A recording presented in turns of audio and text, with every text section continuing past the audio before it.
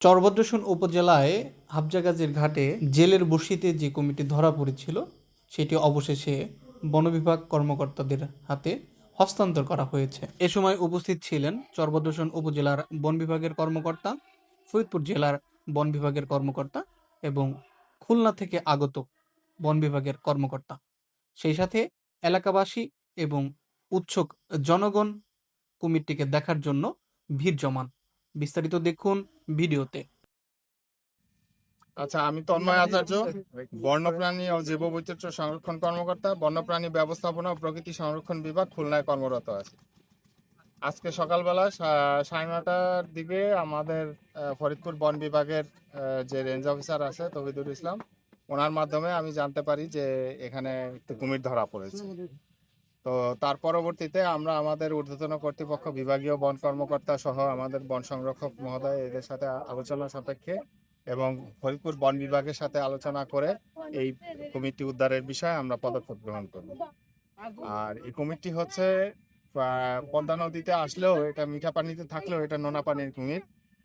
এটা নোনা পানির কুমির, আর হচ্ছে এর লেন্থ হচ্ছে 6 ফিট 10 ইঞ্চি, আর এটা পুরুষ কুমির। আর কুমিরটা আমরা বর্তমানে এখান থেকে উদ্ধার করে নিয়ে যাচ্ছি হচ্ছে খুলনা বন্যপ্রাণী উদ্ধার ও পুনর্বাসন কেন্দ্র। সেখানে পরিচর্যা শেষে এর মানে আপনার মেডিকেল একটা ট্রিটমেন্ট হওয়ার পরে তারপরে আমরা আমাদের ঊর্ধ্বতন কর্তৃপক্ষের সাথে আলোচনা করে সিদ্ধান্ত নিব যে এটা কোথায় আমরা অবমুক্ত করব। যেহেতু এটা নোনা পানির কুমির, সেহেতু আমাদের নোনা পানিতেই অবমুক্ত করতে হবে। এটা সে সিদ্ধান্তটা আমাদের কর্তৃপক্ষ দিবেন আর কি, যে কোন জায়গাটা। নোনা পানির কুমিরটা এই মিঠা পানিতে আসলো কি করে, এটার কারণ? এটা বিভিন্ন কারণে, জোয়ার ভাটার কারণে আসতে পারে, খাদ্যের প্রাচুর্যতার অভাবে আসতে পারে, বিভিন্ন কারণে আসতে পারে। ঠিক আছে, টিমে কয়জন আছেন? আমরা আসছি হচ্ছে 4 জন। আর আমাদের স্থানীয় বন বিভাগ, ফরিদপুর বন বিভাগের আছেন, ওনারা 4 জন আছেন। আচ্ছা, মোট 8 জন আছেন। আচ্ছা, আপনার পূর্ণাঙ্গ নামটা আরেকবার? তন্ময় আচার্য, বন্যপ্রাণী ও জীববৈচিত্র্য সংরক্ষণ কর্মকর্তা। আর আমি কর্মরত আছি বন্যপ্রাণী ও ব্যবস্থাপনা প্রকৃতি সংরক্ষণ বিভাগ, খুলনা। ঠিক আছে ভাই, এখানে তো আসলে অনেকই সংখ্যায় আছে। ওনার এটা দায়িত্ব না, ওনার দায়িত্ব না ভাই, এটা প্রশাসন দেখবে, ওনারই তো না এই প্রশ্ন। বলেন।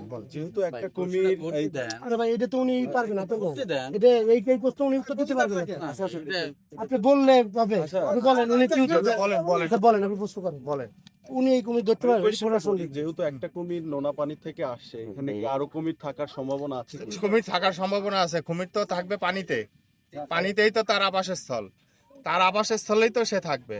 এখন জোয়ার ভাটার কারণে হয়তো সে চলে আসতে পারে। আমরা যেমন মানুষ স্থানান্তরিত হই না, বিভিন্ন কারণে, খাদ্যের কারণে হই, বাসস্থানের কারণে হই, বিভিন্ন কারণে হয়ে থাকি আমরা।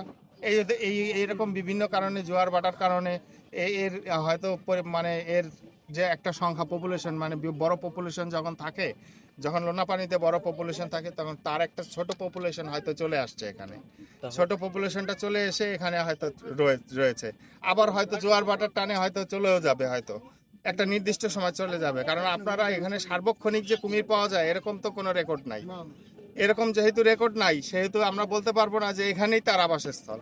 যেহেতু আমাদের ধারণা, তাৎক্ষণিকভাবে আমরা মনে করতেছি যে এটা আপনার জোয়ার ভাটার কারণেই এখানে আসছে। তাহলে স্থানীয় এত প্রশ্ন করা যাবে না, এই এত প্রশ্ন করলে একটা, আপনি কোনো প্রশ্ন করলে বলেন কি প্রশ্ন বলেন।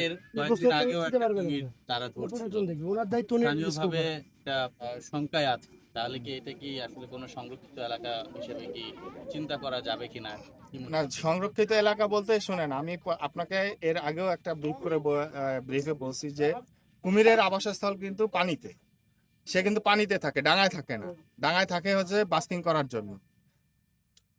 করার জন্য ডাঙায় উঠে আসে, রৌদ্র পোহানোর জন্য।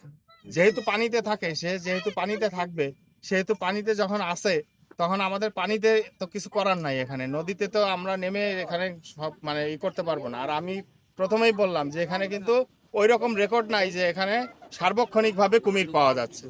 এখানে মাঝে মাঝে দেখা যাচ্ছে, হয়তো কয়েক বছর পর একবার দেখা যাচ্ছে, এখানে নিয়মিত দেখা যাচ্ছে না। তার কাজেই আমরা বলতে পারি না যে এখানে তার পূর্ণাঙ্গ আবাসস্থল আছে।